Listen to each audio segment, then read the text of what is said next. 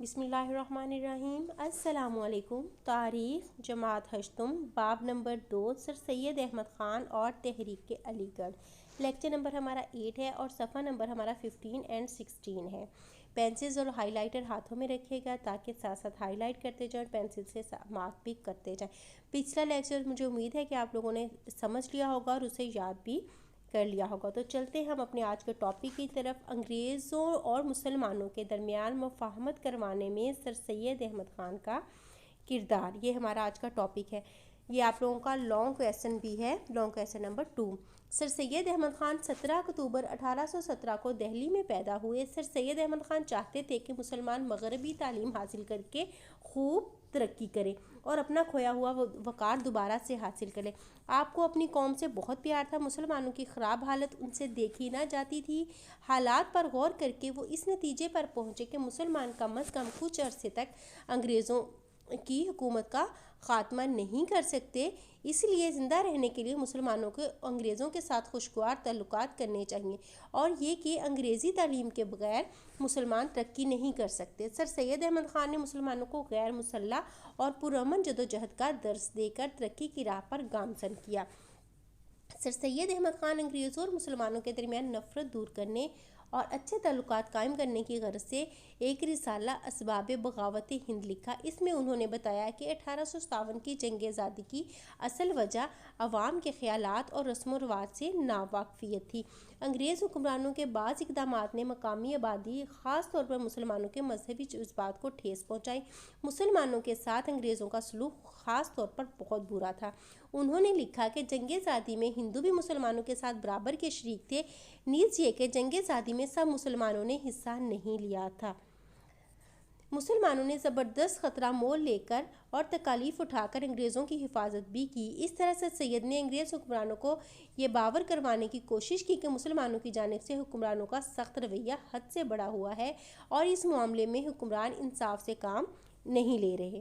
سر سید احمد خان نے مسلمانوں اور انگریزوں کو ایک دوسرے کے قریب لانے کی غرض سے یہ دلیل بھی دی، عیسائی اور مسلمان اہل کتاب ہیں، اس لیے ہندو کی نسبت عیسائی مسلمانوں کے زیادہ نزدیک ہے۔ اس سے انگریزوں کے دلوں میں مسلمانوں کے لیے نرم گوشہ پیدا ہو گیا۔ سر سید احمد خان نے انگریز حکومت کو اس الزام کی تردید کی کہ مسلمان انگریزوں کے خلاف ہیں۔ اس سلسلے میں آپ نے لائل محمڈنز آف انڈیا لکھ کر مسلمانوں کی حالت کی تفصیل بیان کی، جس میں جنگ آزادی میں انگریزوں کی حمایت اور خیر خواہی میں اپنی خدمات پیش کی۔ انگریز حکومت اور مسلمانوں کے درمیان سر سید احمد خان کا مفاہمتی کردار قابل ستائش ہے۔ جب سر سید احمد خان مسلمانوں کی بہتری کے لیے کوششیں اپنی کا آغاز کیا تو اس وقت مسلمانوں کی حالت نہایت پریشان کن اور بری تھی۔ انہیں برصغیر کی مذہبی، تعلیمی، سیاسی اور سماجی زندگی میں کوئی حیثیت حاصل نہ تھی۔ آپ کی کوششوں سے مسلمانوں نے معاشرے میں جائز مقام حاصل کرنے میں بہت انہیں مدد ملی۔ یہاں تک آپ کا لانگ ختم ہو جائے گا۔ اس کے علاوہ دوسرا ٹاپک ہے مسلمانوں کو جدید تعلیم کی طرف راغب کرنے کے لیے سر سید کی خدمات، یہ آپ لوگوں کا لانگ کویسچن نمبر 5 ہے۔ سر سید احمد خان کا خیال تھا کہ مسلمان جدید تعلیم حاصل کر کے ہی اپنا کھویا ہوا مقام حاصل کر سکتے ہیں۔ انہوں نے اپنی تمام زندگی مسلمانوں کو مغربی تعلیم دینے پر وقف کر دی۔ 1849 میں انہوں نے مراد آباد میں ایک فارسی مدرسہ قائم کیا جس میں فارسی اور انگریزی کی تعلیم دی جاتی تھی۔ اس کے علاوہ ایک مدرسہ 1862 میں غازی پور میں بھی قائم ہوا۔ سر سید نے 1863 میں ایک سائنٹیفک سوسائٹی بھی قائم کی، اس میں ہندو بھی آپ کے ساتھ تعاون کرتے تھے، جس میں راجہ جے کشن کا نام قابل ذکر ہے۔ سائنٹیفک سوسائٹی کے تحت آپ نے انگریزی زبان میں لکھی گئی بعض کتابوں کا اردو میں ترجمہ بھی چھپوایا۔ سر سید احمد خان کی کوششوں سے 1866 میں ایک ہفتہ وار علمی اخبار علی گڑھ انسٹی ٹیوٹ گزٹ شائع کرنے کا اہتمام کیا گیا۔ اس میں ایک کالم میں مضمون کی انگریزی عبارت اور دوسرے میں اس کا اردو میں ترجمہ ہوتا تھا۔ اس سے سر سید کی خواہش تھی کہ جو مسلمان انگریزی نہیں جانتے وہ بھی اس عبارت کو پڑھ کر جدید علوم و فنون سے واقفیت حاصل کر لیں۔ سر سید احمد خان 24 مئی 1875 کو MAO ہائی اسکول کی بنیاد رکھی اور مولوی سمیع اللہ کو اسکول کا ناظم مقرر کیا۔ اس کے بعد اسی اسکول کو 8 جنوری 1877 یعنی کہ 2 سال کے بعد کالج کا درجہ دے دیا گیا۔ سر سید جولائی 1876 کو ملازمت سے ریٹائر ہو گئے اور پھر خود ہی کالج کی ذمہ داری سنبھال لی۔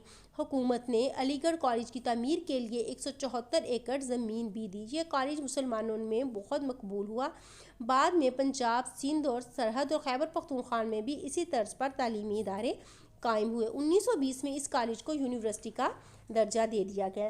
2 ٹاپکس ہیں، دونوں ہی بہت اچھے سے آپ لوگوں نے یاد کرنے ہیں، دونوں ہی آپ لوگوں کے لانگ کویسچن ہے۔ ایک لانگ کویسچن 2 ہے اور دوسرا ٹاپک لانگ کویسچن نمبر 5 ہے۔ بہت اچھے سے یاد کر کے رف رجسٹر پر اس کی آپ لوگوں نے پریکٹس کرنی ہے، اور اس میں ایک شارٹ کویسچن بھی ہے تو وہ بھی آپ لوگوں نے یاد کرنا ہے۔ اپنا خیال رکھیے گا۔ اللہ حافظ۔